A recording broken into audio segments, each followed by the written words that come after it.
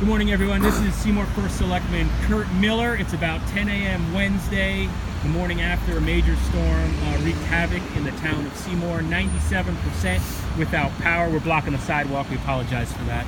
But Kurt, we just interrupted a meeting you're having here at the Seymour Police Department. Yes. What's happening right now here at the Seymour Police Department?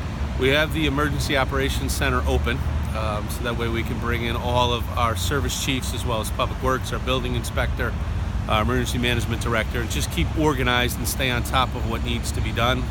It's our second meeting of the storm. We met last night as well, just to get organized and put a plan together for the overnight.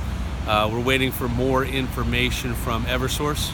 Unfortunately, Eversource has not really been in Seymour. We haven't seen our liaison as of yet, so I guess the work that Eversource is doing is a little disappointing at this point. Yeah, and there is no estimation at this point as to when power will be restored anywhere in the town of Seymour. No, there's about 260 or so houses in Seymour that still have power. Where are those? Those seem to be down along 34 along the river. Okay. So 97% of Seymour is out of power. At this point, they're telling us that it's probably going to be a few days before power is fully restored. It looks like 3 of the 5 substations actually went down, so that's one of the bigger causes, besides the obviously wires that are down all over town. All right, so that's major. Yes. In terms of emergency shelters and things like that, are there any plans at this point to open anything? We're having discussions now about potentially opening one of the shelters as a charging and showering station during the day. Fortunately, the weather is on our side. It's not too cold, it's not too hot, so we don't necessarily need to give people places to sleep. So we're talking about having that opened either today or tomorrow, depending on the situation. But again, that's just for showering and charging. Folks that need to charge cell phones, anything like that, can go to any of the municipal buildings, that being Town Hall, the police department, any of the fire stations, or Seymour Ambulance, and those facilities will be available to them. Okay. And then in terms of your experience here in Seymour, I don't remember ever seeing a time when 97% of the town was without power, even during the hurricane of the last, 9 years, and the Halloween freaky storm that you had. How does this rank, I guess? Since I've been first selectman, and as long as I can remember, this is the worst we've been out. And the incredible thing is that storm was probably 7 or 8 minutes in length, and it was incredible how much damage it did during that time. Your phones were going off nonstop. I can pause this. No, we're good. We're good. And then in terms of what happens in terms of dealing with Eversource as a utility, I mean, what outside agencies are you talking to today to try to get Eversource here, if any? We're working with our Eversource rep. Obviously, she's quite overwhelmed at this point with everything that's going on.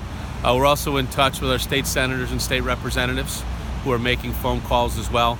And then John Field, who is our regional emergency management coordinator for the state, he was here this morning, so he's helping out as well. So, everyone is working hard to try to get power restored as quickly as we can.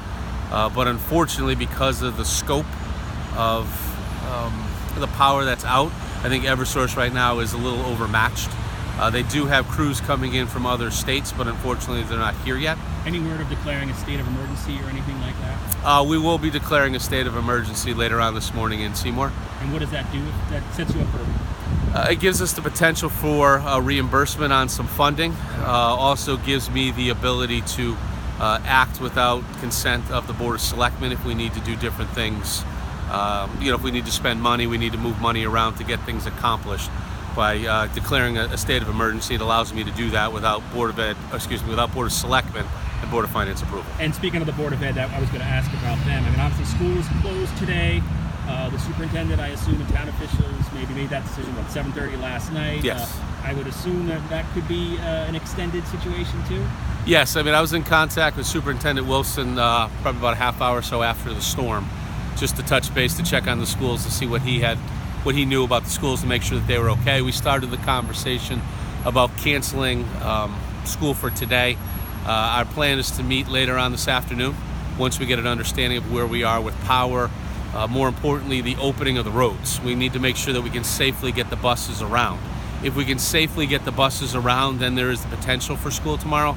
But at this point, I would probably guess that there will not be school. And then in terms of, we've heard National Weather Service people coming up to investigate whether tornadoes touched down in the Oxford area, which is right next door to Seymour. Yes. Have you had any reports or any contact with sort of the weather people to determine whether you guys got hit with a tornado? They're coming up middle of the afternoon today, and we're going to take them around to some of the different areas so they can do whatever investigating they need to do. Looking at some of the pictures on social media, it looks like there was a tornado that came through Seymour. Yeah, where generally would that be? What part of town seems to be hit the worst in terms of toppled trees and damage? I wouldn't say there's one area that's worse than another. It seems to be pretty bad throughout, but the picture that I saw was coming on Route 8 North, essentially over Haynes's new outdoor showroom. Sure. It looked like right over the top of that, it looked like you could see the cone spinning. We were downtown in Town Hall, myself and Rory Burke, looking out the window. It got very gray, the wind whipped up, and it was very weird the way it happened, but it was only for maybe 10 or 15 seconds, and then it all just got very calm and quiet. And then in terms of damage to homes, is it extensive, or is it mostly trees and hitting wires? And any property damage to town of Seymour buildings? Our buildings fared well from the town's perspective. I don't believe there's any real damage. Library garage roof got hit by a tree, so we have some issues there with some water getting in, but we'll be able to repair that, and then hopefully insurance will cover that. As for houses, there are houses with trees on top throughout town. But we're getting reports of those, and we're trying to take care of those as quickly as we can. Any final message you want to get out to the people of Seymour as they struggle through possibly extended power outage? I just ask them for their patience. We'll provide as much information as we can via social media using the Code Red system.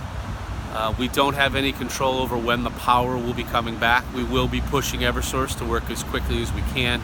We're committed to have our public works crews on the clock 24 hours if that's necessary to clear trees. Our emergency service folks, our police, fire, and ambulance have been working around the clock doing their great job, like always. And it's probably important to point out, if your DPW comes across a tree that's leaning on a wire, that's not something they're going to take down themselves. They have to wait for Eversource? Yeah, Public Works cannot touch a tree that has wires in it unless we've gotten the okay from Eversource.